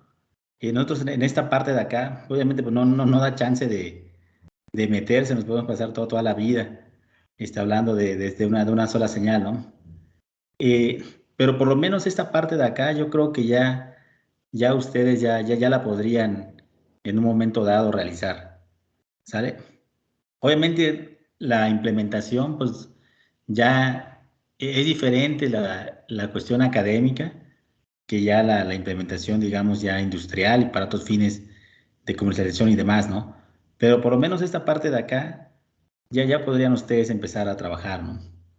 Un sistema de adquisición de señales de DMG, en este caso multicanal. Salen ahí, por ejemplo, 4 señales DMG, en muestreo a 1 kHz, ¿sale? Vean que aquí, en este caso, para la parte de muestreo, pues también habría que ver para si ese kilohertz, pues no, es adecuado, ¿sale? Contiene los componentes espectrales, por lo menos de los movimientos que se quieren realizar, ¿sale? Luego viene acá el filtrado de 30 a 450 Hz, ¿sale? ¿Qué es lo que platicábamos también la vez pasada? Quitamos esos artefactos de movimiento que pudieran generarse a muy baja frecuencia, ¿sale? Y de acá pues, está muy pegadito a la frecuencia de muestreo sobre 2, ¿sale? A la frecuencia de Nyquist. Entonces quizás el MMD sea para un filtro como de aliasing, ¿sale?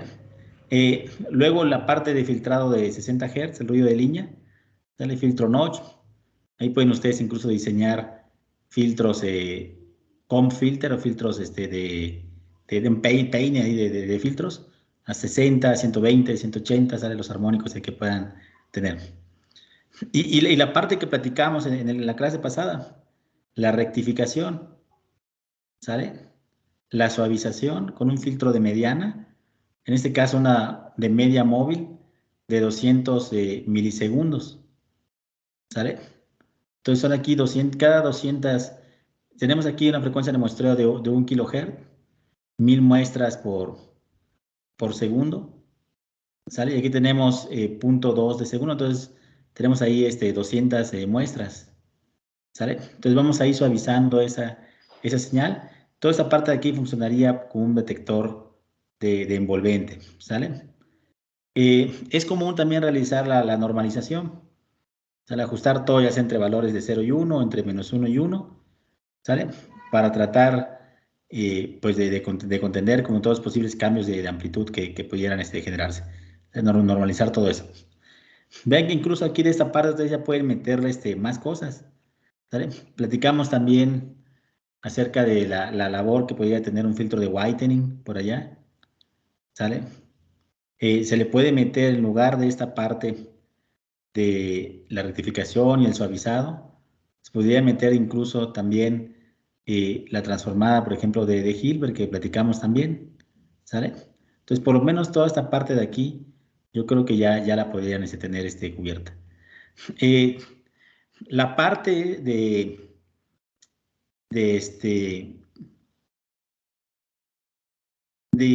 ahora, con esa cantidad de datos que yo tengo, ¿sale? Vean que al final del día, yo inicio aquí con una frecuencia de muestreo de 1 kHz. ¿Sale? Entonces, por cada segundo tendría 1000 datos por los 4 canales, 4000 datos por segundo. ¿Sale? Sí, siguen siendo, por la cantidad de datos, pues sigue siendo bastante grande. Ya una vez que salga de esta parte del suavizado, acuérdense que la envolvente ahora les va a quedar pues una señal, el filtro de media móvil es filtro pasabajas. Les va a quedar ahí una señal que va a tener ahí la envolvente, ¿sale? Relacionada con la actividad muscular. Pero esta de acá ya va a tener un contenido en frecuencia mucho más bajo que la señal de MG original. Entonces, un momento dado aquí ustedes podrían reducir la cantidad de datos, ¿sale? Y la otra técnica, la técnica de componentes principales, análisis por componentes principales o PCA, Principal Component Analysis, ahí lo que busca es, pues vamos a reducir esa dimensionalidad, ¿sale?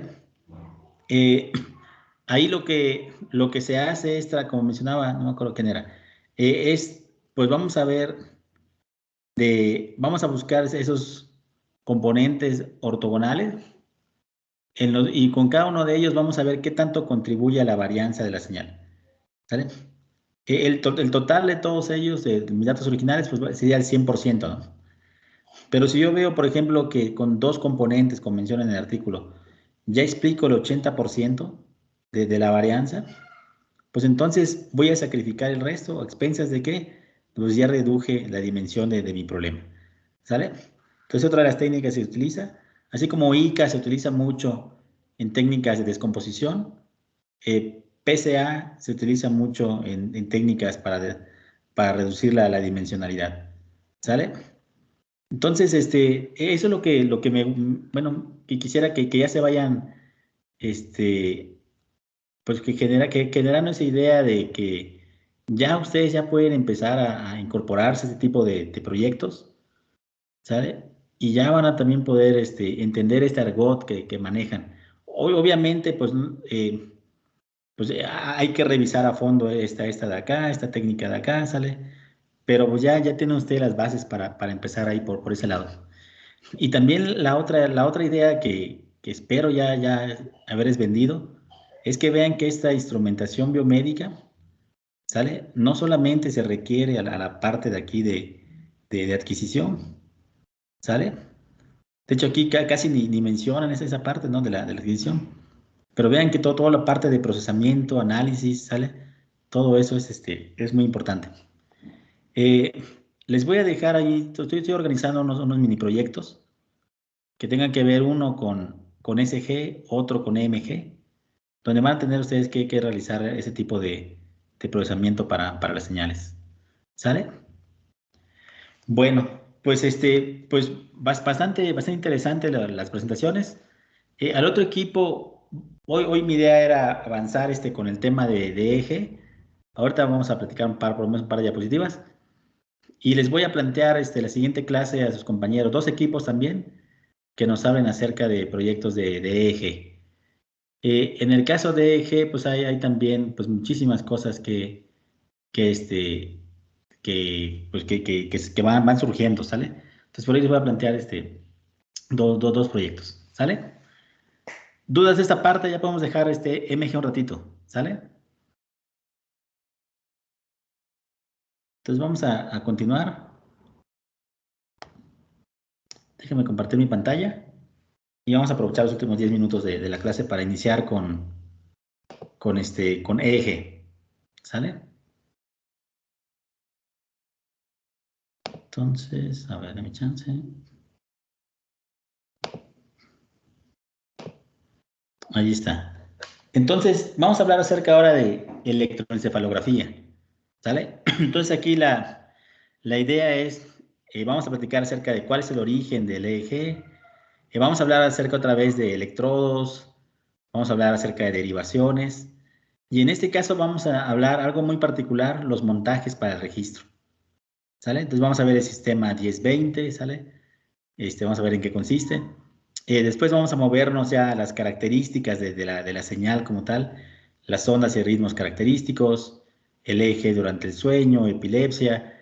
Vamos a hablar acerca de artefactos en la señal de EEG, instrumentación que se utiliza para EEG, algunas aplicaciones y el mapeo cerebral también. ¿Sale? Entonces, esa es lo que nos toca ahorita para EEG. Entonces, no le di compartir el audio. Déjenme les comparto rápido, si no, no van a escuchar nada. A ver, denme chance. Ahí está. Speakers. A ver, permítame tantito. ¿Dudas hasta aquí, chicos? Creo que no, profe. ¿No? ¿Qué les parece todo esto? Yo creo que ya deben estar más que enamorados con su carrera, ¿no?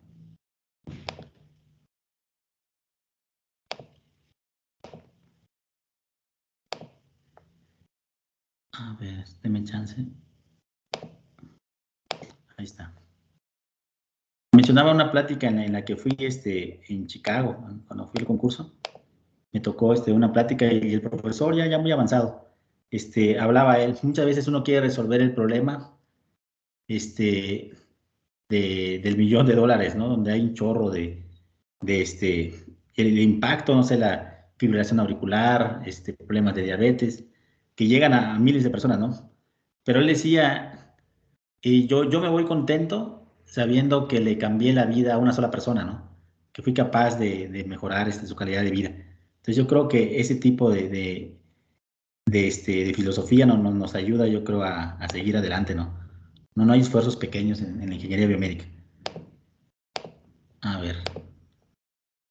Entonces, ahí está. Ahí está. Entonces vamos a ver un poquito acerca de el eje.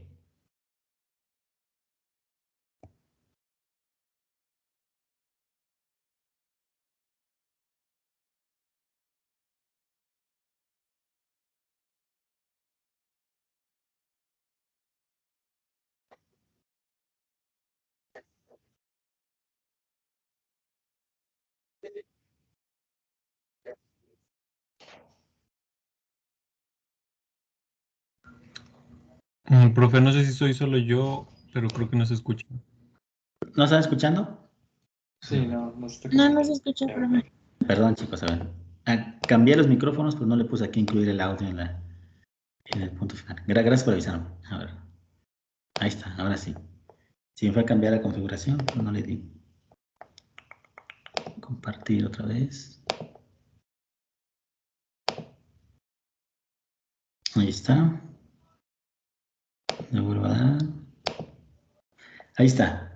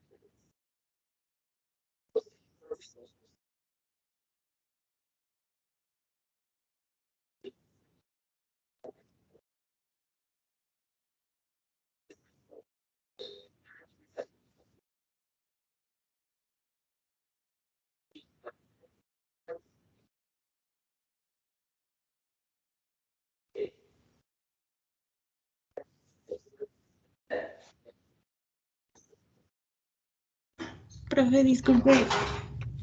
Sí, dime. Es que el audio se escucha como cortado y casi no se entiende. No, ok. Bueno, déjenme checar entonces qué es lo que es. Entonces ya se nos fue la hora. Y si no, bueno, les dejo ahí también el link del video, ¿sale? Entonces, miren, vamos a brincarnos ya a qué vamos a estar viendo en esta parte de eje, ¿sale? Entonces, ¿qué característica va a tener la técnica de electroencefalografía? Una técnica no invasiva, por lo menos la parte a nivel de cuero cabelludo, ¿sale? De una realización sencilla, sí es tediosa, puede ser tediosa, vamos a ver más adelante cómo es la preparación, pero sencilla, de gran importancia clínica, ¿sale? el EEG es el registro clínico más empleado para la valoración funcional cerebral. ¿Sale? De ahí el tamaño de la relevancia.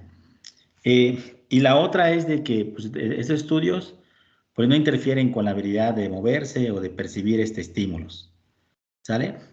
Entonces ahí podemos nosotros, se puede medir la actividad eléctrica basal, ¿sale? Que en este caso como tal, pues sería el electroencefalograma, ¿sale? Y la otra también se puede medir por respuestas, ¿sale? En este caso es respuesta del sistema nervioso central ante algún tipo de estímulo sensorial. Eso nos daría origen a los potenciales evocados, ¿sale? Entonces en el caso de los potenciales evocados, vamos a tener señales que se obtienen de la corteza cerebral bajo estimulación de diferentes vías de conducción sensorial. Entonces ahí podemos tener, dependiendo del tipo de estímulo, vamos a ver el tipo de potencial evocado. Podemos tener potenciales evocados auditivos, donde el estímulo pues, es algún sonido, visuales, cuando son algún tipo de modificación ahí de la luz, ¿sale? Podemos tener somatosensoriales, ¿sale? Podemos ahí tener algún estímulo de calor, de dolor. Lo más común, son más complicados de controlar. Los más comunes son los tipo eléctricos, ¿sale? Entonces son los que vamos a ir platicando. Entonces en esta primera parte vamos a hablar acerca de la actividad basal, ¿sale? Actividad eléctrica, ¿sale? Basal del cerebro, ¿sale? Entonces el electroencefalograma, tenemos aquí el EEG o EEG, ¿sale? Entonces vamos a, generalmente, pues va a ser el registro extracelular de la actividad eléctrica cerebral en el cuero cabelludo, ¿sale? Sin embargo, la señal electroencefalográfica se puede realizar en varios niveles, ¿sale?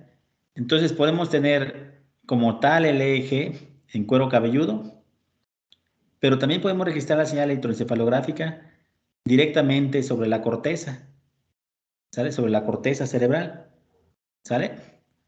Eso sería el electrocorticograma, ¿sale?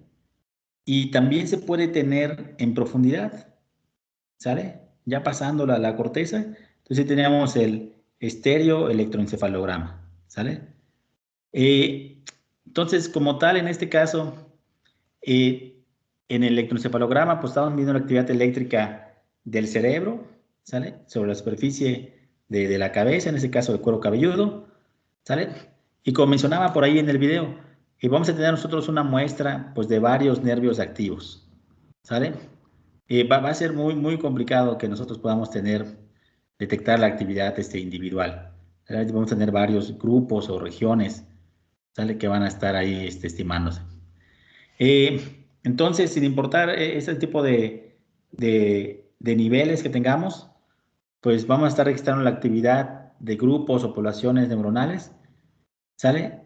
Y ahora, lo que va a distinguir también estas técnicas, si es en el cuero cabelludo o si es sobre la corteza o profundidad, pues va a ser el tipo de electrodos que se van a estar utilizando, ¿sale? Entonces, ya se nos fue la hora. Vamos a dejarlo aquí. Por favor, les encargo, chequenme este video, ¿sale? De YouTube, ¿sale? Y la siguiente clase retomamos a partir de aquí y ya nos movemos para lo que resta, ¿sale? ¿Dudas hasta aquí?